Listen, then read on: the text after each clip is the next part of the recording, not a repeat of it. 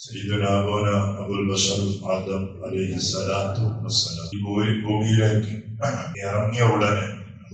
ഇറക്കിയ ഉടനെ ആദം നബി അലൈഹി സ്വലാമിനോടുള്ള ആദ്യത്തെ കൽപ്പന പരിശുദ്ധമായ മക്കയിലേക്ക് പോകാനാണ് ആദ്യമായി ആദം നബി അലൈഹി സ്വലാമിനോട് അല്ലാഹു തആല നിർദ്ദേശിച്ചു. അപ്പോ മക്ക എവിടെയാണെന്ന് ആദം നബിക്ക് അറിയില്ല, ആദ്യമായിട്ട് ഭൂമിയിലിറങ്ങിയത്. അതിന് വേണ്ടിയിട്ട് ആദം നബി അലൈഹി സ്വലാമിനെ മക്കയിലേക്ക് എത്തിക്കാൻ വേണ്ടിയിട്ട് ഒരു മലക്കിനെ അല്ലാഹു തആല ഒരുക്കി കൊടുത്തു. അങ്ങനെ ആദം നബി അലൈഹി സ്വലാം ആ മലക്കിന്റെ സഹായത്തോടെ പരിശുദ്ധമായ മക്കയിൽ എത്തിപ്പെടും. അപ്പോ ആദം നബി അവിടെ എത്തുമ്പോ കാബയുടെ തല ഉണ്ടായിരുന്നു എന്നൊരു അഭിപ്രായം.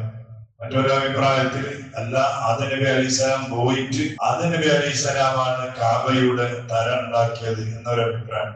ഇതൊക്കെ ചരിത്രപരമായ അഭിപ്രായങ്ങളാണ്.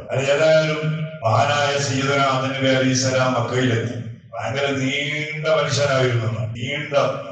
നീളം കൂടിയത് കൊണ്ട് മലക്കുകൾ അള്ളാഹുവിനോട് ആവലാതി പറഞ്ഞതാണ്, കുറച്ചോലെ ആദമിന്റെ നീളം കുറച്ച് കുറക്കണം. നീളം കൂടിയിട്ട് ഭയങ്കര നീളം. അങ്ങനെ മലക്കുകൾ ഇടപെട്ടതുകൊണ്ട് പിന്നെ 30 മുഴം നീളം ആക്കിയതാണ്. അതിനേക്കാൾ കൂടുതലുണ്ടായിരുന്നു ആദം നബി അലൈഹിസ്സലാം. ഇനി ഈ ആദം നബി അലൈഹിസ്സലാമിന്റെ അന്നത്തെ നീളം അനുസരിച്ചിട്ടാണ് ഇനി മനുഷ്യരൊക്കെ സ്വർഗത്തിലെത്തിയാൽ ഓരോ മനുഷ്യരുടെ നീളം അത്രയാണ്. സ്വർഗത്തിലുള്ള എല്ലാവരുടെയും നീളമാണ് 30 മുഴം നീളം. വലിയ മനുഷ്യന്മാർ, ചെറിയ മനുഷ്യന്മാരെന്ന് സ്വർഗത്തില്ല, എല്ലാ വലിയ മനുഷ്യന്മാർ. ആദം നബി അലൈഹിസ്സലാമിന്റെ അതേ പൊക്കത്തിലായിരിക്കും സ്വർഗത്തിൽ മനുഷ്യന്മാരെ അല്ലാഹു തആല സെറ്റപ്പ് ചെയ്യും. അങ്ങനെ ആദം നബി അലൈഹിസ്സലാം ഭയങ്കര നീണ്ട മനുഷ്യരല്ലേ, പെട്ടെന്ന് എത്തല്ലേ. 1 കിലോമീറ്റർ നടക്കാൻ പണിയൊന്നുമില്ല, 2-3 വക്കർ വെച്ചാൽ കിലോമീറ്റർ. അങ്ങനെ ആദം നബി അലൈഹിസ്സലാം എത്തുമ്പോ മക്കയിലേക്ക് പോകുന്നത് തന്നെ കനിഞ്ഞുകൊണ്ടായിരുന്നു. അതുകൊണ്ടാണ് ഇന്നും മഹാന്മാർ നമ്മെ പഠിപ്പിക്കുന്നത് ഹജ്ജിന് വേണ്ടി അതുപോലെ ഉംറയ്ക്ക് വേണ്ടി കരുതി പോകുന്ന ആളുകൾ കാബ കണ്ട് കരയണം എന്ന നിയ്യത്തോടെ അല്ലാതെ പോകാൻ പാടില്ല. മക്കയിലേക്ക് പോകുന്ന ആളുകൾ ഉംറക്കോ അല്ലെങ്കിൽ ഹജ്ജിനോ പോകുന്ന ആളുകളുടെ മനസ്സിൽ ഉണ്ടാകേണ്ട നിയ്യത്ത് കരയണം. അതന്നെ. കാരണം നമ്മള് ഉപ്പാപ്പ പഠിപ്പിച്ചതാണ്, സ്വർഗത്തിൽ ഇറങ്ങിയിട്ട് ഒരു അതവുകൾ ചെയ്തല്ല. അള്ളാഹു തിന്നരുത് എന്ന് പറഞ്ഞ മരത്തിൽ നിന്ന് തിന്നു, അതിന് വേണ്ടി സന്തോഷിച്ചില്ല. 300 കൊല്ലം, 2 അഭിപ്രായത്തിൽ. ഒരു അഭിപ്രായത്തിൽ 300 കൊല്ലം, മറ്റൊരു അഭിപ്രായത്തിൽ 200 കൊല്ലം മഹാനായ ആദം നബി അലൈഹിസ്സലാം കരഞ്ഞിട്ടുള്ളതാണ്. ربنا ظلمنا أنفسنا وإن لم تغفر لنا وترحمنا لنكونن من الخاسرين. ആദം നബിയുടെ ദുആ. ഈ ദുആ 200 കൊല്ലം ചെയ്തിട്ട് ദുആ എന്നതാണ്, 300 കൊല്ലം എന്ന അഭിപ്രായം. അള്ളാഹു അത്ര കൊല്ലം കഴിഞ്ഞതിന്റെ ശേഷമാണ് ആദം നബി അലൈഹിസ്സലാമിന്റെ ആ തൗബ അള്ളാഹു കബൂലാക്കിയത്. അപ്പൊ ഏതാവട്ടെ കരയണമെന്ന നിയ്യത്തോടെ അല്ലാതെ മക്കയിലേക്കോ കാബ കാണാൻ വേണ്ടി പോകരുതെന്ന്. മറ്റുള്ള ആവശ്യങ്ങൾക്ക് വേണ്ടി പോകാൻ ഉള്ളതല്ല പരിശുദ്ധമായ കാബ. അങ്ങനെ ആദം നബി അലൈഹിസ്സലാമിന്റെ ചരിത്രത്തിൽ 90 തവണ ഹജ്ജ് ചെയ്ത മനുഷ്യരാണ് ആദം നബി അലൈഹിസ്സലാം. 90 വട്ടം ആദം നബി അലൈഹിസ്സലാം ഹജ്ജ് ചെയ്തിട്ടുണ്ട്. അതിന് വലിയ അഭിമാനിക്കേണ്ട വിഷയം, അതിന് 40 വട്ടവും ഇന്ത്യയിൽ നിന്നിട്ട് നടന്നിട്ടാണ് ആദം നബി അലൈഹിസ്സലാം ഹജ്ജ് ചെയ്തത്. 40 വട്ടവും നമ്മുടെ ഇന്ത്യയിൽ നിന്നിട്ട്. ആദം നബി അലൈഹിസ്സലാമിന്റെ കൂടുതൽ യൂറോപ്പ് നാടിന്റെ ചരിത്രം നോക്കിയാൽ അവിടെ ആദം നബി അലൈഹിസ്സലാം പോയ ചരിത്രം തന്നെ കാണുന്നില്ല എന്നാണ് ചരിത്രകന്മാർ പറയുന്നത്. ചരിത്രം എഴുതി വെക്കുന്ന ആളുകൾ യൂറോപ്പ് നാട്ടിലേക്ക് ആദം നബി അലൈഹിസ്സലാമിന്റെയും അതുപോലെ ഹവ്വാ ബീവിന്റെയും കൂടുതൽ താമസങ്ങൾ ഇന്ത്യ, ഹിജാസ്, മിസ്ർ, ഇറാഖ് ഇതുപോലെയുള്ള നാടുകളിലായിരുന്നു. അതുകൊണ്ടാണ് ഇവിടുത്തെ ജനസംഖ്യ കൂടുതൽ. ഇന്ത്യ, ചൈന ഇവിടെയല്ല കൂടുതൽ ആളുകൾ, യൂറോപ്പിലെ ആളുകൾ കുറവല്ല. അതുകൊണ്ടാണ് അവിടെ പോകുന്ന ആളുകൾക്ക് ഭയങ്കര സ്വീകാര്യത. ന്യൂസിലാൻഡ്, ഓസ്ട്രേലിയ ഈ ഭാഗത്തുള്ള ആളുകൾ ഭയങ്കര കുറവാണ്. അപ്പൊ അതുകൊണ്ട് ആരെങ്കിലും പ്രവാസിയായി പോകുമ്പോൾ അവർക്ക് ഭയങ്കരമായ സ്വീകാര്യത ഉള്ളവരും. നമ്മുടെ നാട്ടിലുള്ള ആൾക്ക് തന്നെ ഇവിടെ സ്ഥലമില്ല. കാരണം നമ്മുടെ ഉമ്മാമന്റെ നാടാണ്, നമ്മുടെ ഉപ്പാപ്പന്റെ ഉമ്മാമന്റെ നാടാണ്. അതുകൊണ്ട് ഇഷ്ടംപോലെ ആളുകളുണ്ട്. അല്ലെ, അതാ പറയുന്നത്. നമ്മുടെ പശ്ചിമ ഏഷ്യയിലാണ് കൂടുതലായിട്ടും ആദം നബി അലൈഹിസ്സലാം ജീവിച്ച നാടാണ്. അതുകൊണ്ടാണ് നമ്മുടെ ഇന്ത്യയിൽ നിന്ന് നടന്നിട്ട് 40 തവണ മഹാനായ സയ്യിദുനാ ആദം നബി അലൈഹിസ്സലാം ഹജ്ജ് ചെയ്തിട്ടുണ്ട്.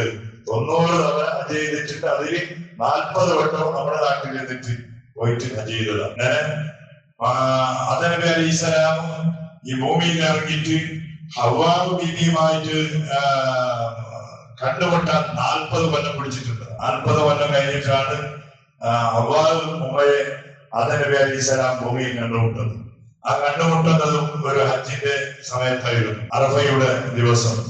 ആ ദിവസത്തിന് തന്നെ അറഫ എന്നൊരു പേര് വന്നു. അങ്ങനെ അന്ന് കണ്ടുമുട്ടി. അറഫയിലാണ് നമുക്കറിയാം, ഉച്ചയ്ക്ക് ശേഷം അറഫ മൈതാനിൽ എല്ലാവരും ഒരുമിച്ചോളൂ. അങ്ങനെ അറഫന്റെ കഴിഞ്ഞിട്ട് അന്നത്തെ രാത്രി ആദം നബി അലൈഹിസ്സലാമും ഹവ്വാ ബീവിയും മുസ്ദലിഫയിൽ താമസിച്ചിട്ടുണ്ടാണ്. അള്ളാന്റെ ഒരു ആ ഒരു സെറ്റപ്പ് ഇന്നും അച്ഛൻ തന്നെയാണ്.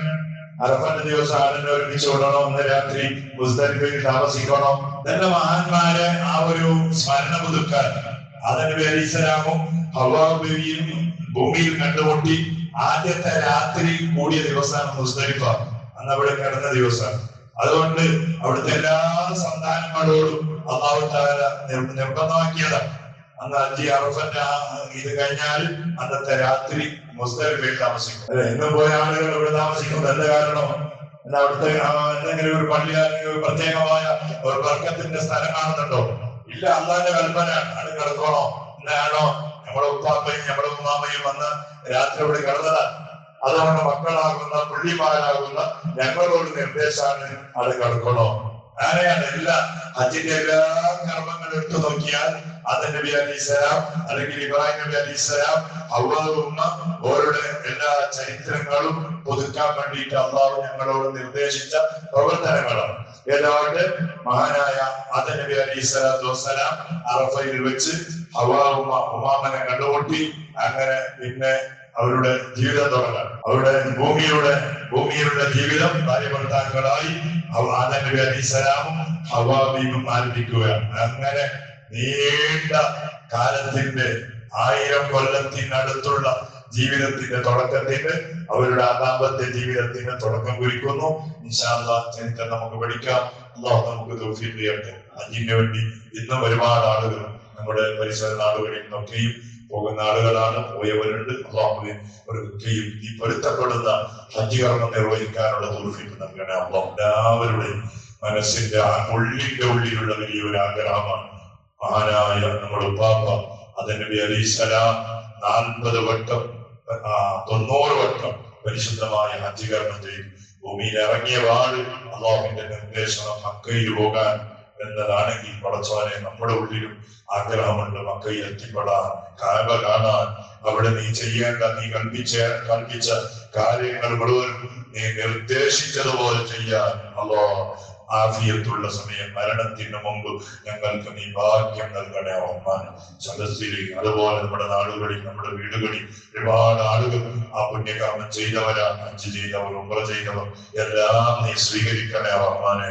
ഇക്കൊല്ലം അതിന് വേണ്ടി പോയ ആളുകൾ പടച്ചവനെ ഒരു ബുദ്ധിമുട്ടുമില്ലാതെ നല്ല ആരോഗ്യവാന്മാരായി എല്ലാ അമാലുകളും ചെയ്യാനുള്ള തൗഫീഖ് അവർക്ക് നീ നൽകണേ അല്ലാഹ്. റബ്ബേ നീ നൽകണേ റഹ്മാനെ. നമ്മുടെ ജീവിതവും നമ്മുടെ മരണവും എല്ലാം നിന്റെ പൊരുത്തത്തിലാക്കി തരണേ അല്ലാഹ്. റബ്ബേ മഹാന്മാരുടെ ചരിത്രങ്ങൾ ഇങ്ങനെ ഓരോന്നായി പഠിക്കുമ്പോ നമ്മുടെ ഈമാനിക നീ പ്രത്യേകമായ ഒരു മാറ്റം നൽകണേ അല്ലാഹ്. ഈമാനികമായി ഞങ്ങൾക്ക് നീ ഉയർച്ച നൽകണേ അല്ലാഹ്. ഒരുപാട് ആളുകൾ പല ഹലാലായ മുറാദുകൾ പറഞ്ഞ് ദ്വാരക്കാൻ വേണ്ടി വസിയത്ത് ചെയ്തവരാ. ഗൾഫ് യാത്ര ഉദ്ദേശിക്കുന്ന ആളുകൾ, നാട്ടിൽ പല ഭാഗങ്ങളിലേക്ക് യാത്ര പോകേണ്ട ആളുകൾ, അല്ലാഹുവേ ഓരോരുത്തരുടെ യാത്രയിലും ബറക്കത്ത് നൽകണേ അല്ലാഹ്. അപകടങ്ങളിൽ നിന്ന് സലാമത്ത് നൽകണേ റഹ്മാൻ. അല്ലാഹ് രോഗികളുണ്ട്, കടക്കാരുണ്ട്, മാനസികമായി തളർന്നവരുണ്ട്. എല്ലാ അടിയാറുകൾക്കും പടച്ചവനെ വേണ്ട മദത് വേണ്ട സമയത്ത് നീ ചെയ്തു കൊടുക്കണേ അല്ലാഹ്. പടച്ചവനെ അല്ലാഹുവേ മരിച്ചുപോയ നമ്മുടെ എല്ലാ കുടുംബങ്ങൾക്കും നീ മഗ്ഫിറത്തും മർഹമത്തും നൽകണേ അല്ലാഹ്. കഴിഞ്ഞ ദിവസം മരിച്ചുപോയ ഹനീഫ എന്ന് പറയുന്ന ചെറുപ്പക്കാരൻ അല്ലാഹുവേ കുടുംബത്തിന് സമാധാനം നൽകണേ അല്ലാഹ്. ബർസഖിയായ രോഗം നീ റാഹത്തുള്ള രോഗമാക്കണേ റഹ്മാനെ. അല്ലാഹുവേ നമ്മിൽ നിന്ന് മരിച്ചുപോയ ഉമ്മമാർ കുടുംബങ്ങളായ അല്ലാഹ്. നമ്മുടെ ഒരു കൂട്ടുകാരന്റെ ഉപ്പാന്റെ ആണ്ട് ദിവസം ദിവസമാണ് ഇന്ന് ദ്വാരക്കാൻ വേണ്ടി പറഞ്ഞപ്പോ അങ്ങനെ നമ്മുടെ മരിച്ചുപോയ എല്ലാ കുടുംബങ്ങൾക്കും നീ സ്വർഗം നൽകണേ അല്ലോ, മഗ്ഫിറത്ത് നൽകണേ അല്ലോ, മർഹമത്ത് നൽകണേ അല്ലോ. ജന്നാത്തുൽ നഈം എന്ന സ്വർഗത്തിൽ നമ്മുടെ ഉപ്പാപ്പയോടൊപ്പം ഹബീബായ തങ്ങളോടൊപ്പം ഒരുമിച്ച് കൂടാനുള്ള ഭാഗ്യം ഞങ്ങൾക്ക് നീ നൽകണേ അല്ലോ. ബിഹഖി സയ്യിദിനാ മുഹമ്മദിൻ സ്വല്ലല്ലാഹു അലൈഹി വസല്ലം. ഹസ്ബുനല്ലാഹു വനിഅമൽ വകീൽ. نعم المولى ونعم النصير. حسبنا الله ونعم الوكيل. نعم المولى ونعم النصير. حسبنا الله ونعم الوكيل. نعم المولى ونعم النصير. صلى الله على محمد صلى الله عليه